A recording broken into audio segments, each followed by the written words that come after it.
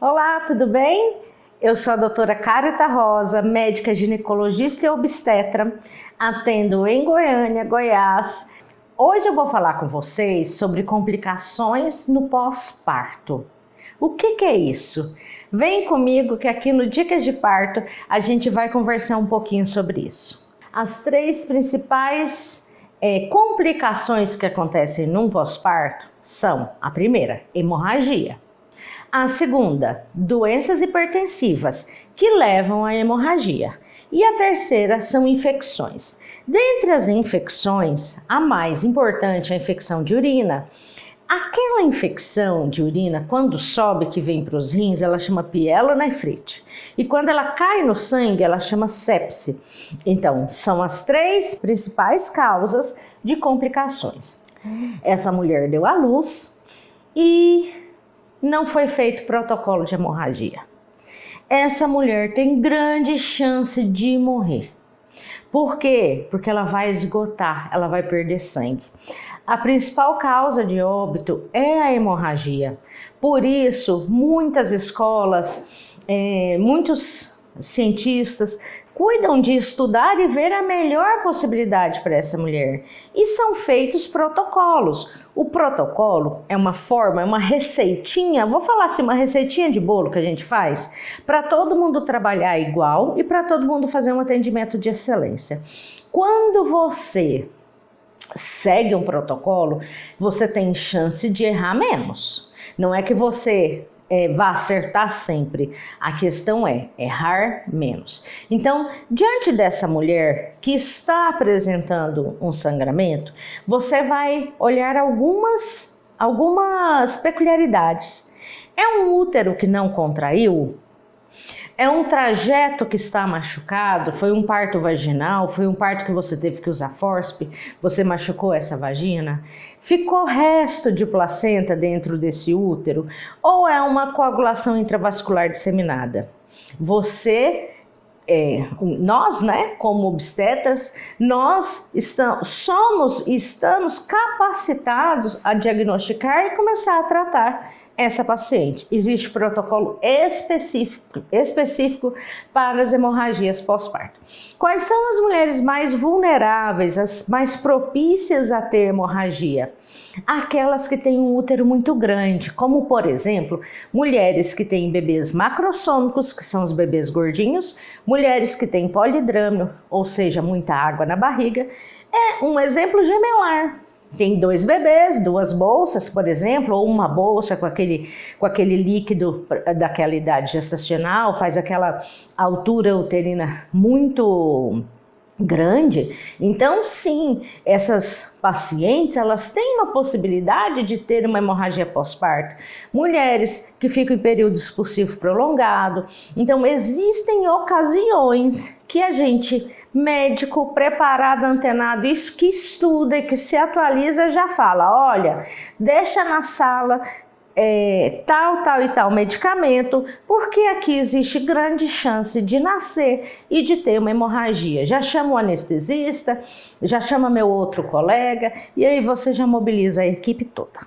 Então, o que é importante? Você trabalhar em equipe, trabalhar com protocolo atualizado. A segunda causa de complicação no pós-parto são as doenças hipertensivas da gestação. E aí, como são muitas classificações, vou falar só de duas: a hipertensão crônica e a pré-eclâmpsia. É muito importante estratificar e tentar desvendar qual é o tipo de hipertensão que essa mulher tem, porque a fisiopatologia é diferente, os danos são diferentes, até o resultado fetal é diferente, materno-fetal é diferente. Então vamos lá. É uma mulher jovem, sem histórico de pressão alta, que começa a ficar inchada, que começa a ter aumento da pressão. É importante você fazer um rastreio de pré-eclâmpsia nessa mulher. Por quê? Grande chance de ser pré-eclâmpsia. E a pré-eclâmpsia, ela precisa ser escaneada se ela é uma pré-eclâmpsia leve, se ela é uma pré-eclâmpsia moderada, se ela é uma pré-eclâmpsia grave. E isso vai mudar desfechos na gestação. A hipertensão crônica, geralmente a mulher já tem essa pressão alta, ou ela descobre a gestação ali por volta de 12 semanas. Eu vou usar esse termo com muita ressalva, ela é menos pior, ela é menos complicada do que a fisiopatologia da pré-eclâmpsia, tá?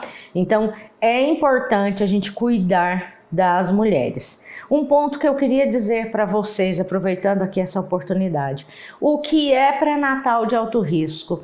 Pré-natal de alto risco é qualquer alteração que uma mulher tenha que ela precisa ser monitorada. Por exemplo,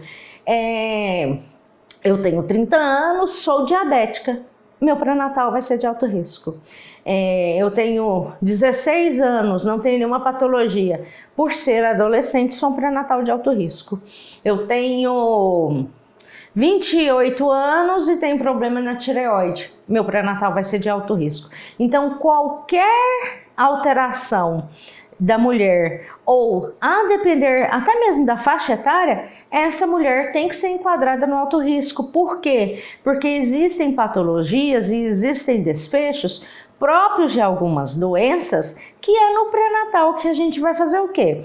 Que a gente vai monitorizar. Médico nenhum impede de aparecer doença, mas se aparecer a gente faz diagnóstico e tenta cuidar para que essa doença não evolua de maneira trágica, que seria a morte, o óbito materno, certo? Então, é importante você, mulher, fazer pré-natal e o médico em cada consulta vai te estratificar, vai fazer entrevista e vai falar, não, olha, você é um pré-natal de risco habitual ou você é um pré-natal de alto risco. E voltando para as nossas complicações pós-parto, dando só uma pinceladinha, último tópico e talvez o mais importante de todos, infecção na gestação. A infecção na gestação eu vou englobar todas as infecções. A mais comum é a infecção de urina, mas eu posso depois conversar com vocês sobre as outras infecções que são mais raras, porque a gente está falando de algo que é raro e dentro do que é raro tem coisas que são raríssimas. Por exemplo, infecção por rubéola, infecção por vírus Coxsackie, infecção por citomegalo. São alterações que acontecem na gestação, mas é muito difícil. Eu, por exemplo, acho que nunca peguei uma infecção por rubéola. Eu estudo, eu leio, tem aqui na minha cabeça, mas eu nunca vi. Mas a gente sabe que mais ou menos vai ser o comportamento de alguma doença. E eu não poderia deixar de falar da dengue. Vem aí um programa só da dengue, porque aqui no estado de Goiás nós estamos vivendo um momento caótico. No estado de Goiás, no Brasil, né?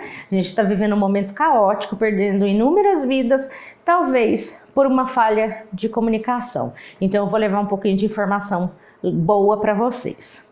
Então vamos lá.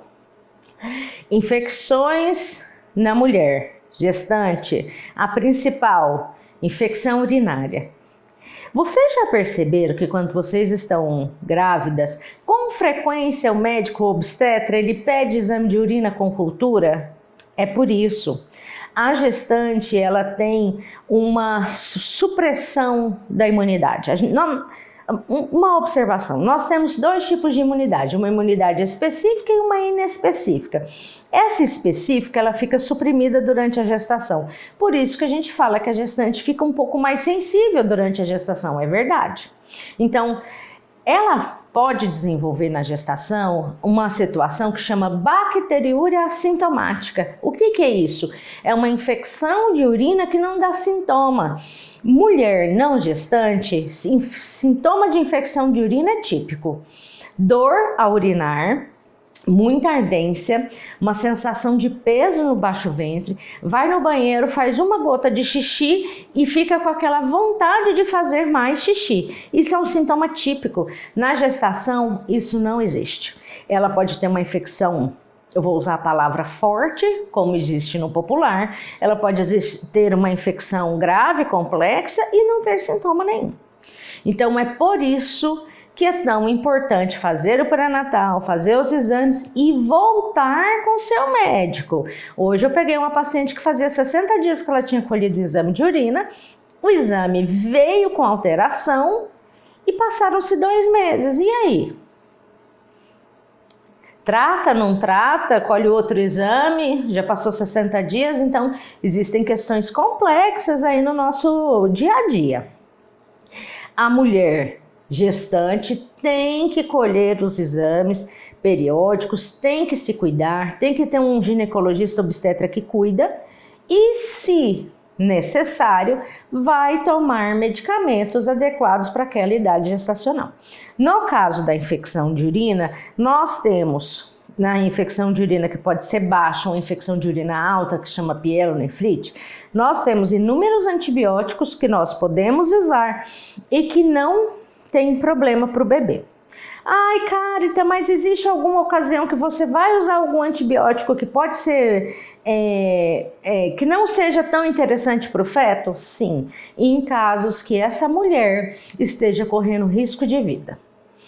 Em casos muito graves que a gente precisa aumentar o espectro de ação do antibiótico, nem sempre a gente vai escolher um antibiótico que não tem repercussão no feto. É algo muito complexo que a gente tem que passar para a família, às vezes a gente não consegue passar para a gestante. Eu estou falando de gestantes que estão em CTI, gestantes que estão entubadas, são casos graves, complexos, muitas vezes tem que interromper a gestação porque essa mulher já está num quadro de infecção tão grave, ela está em sepse, que é preciso sim lançar mão de todo o arsenal de medicamentos que nós temos, tá? Então, fica a dica, cuidem-se, bebam bastante líquido, sigam as orientações dos médicos de vocês e não negligenciem nenhum sintoma.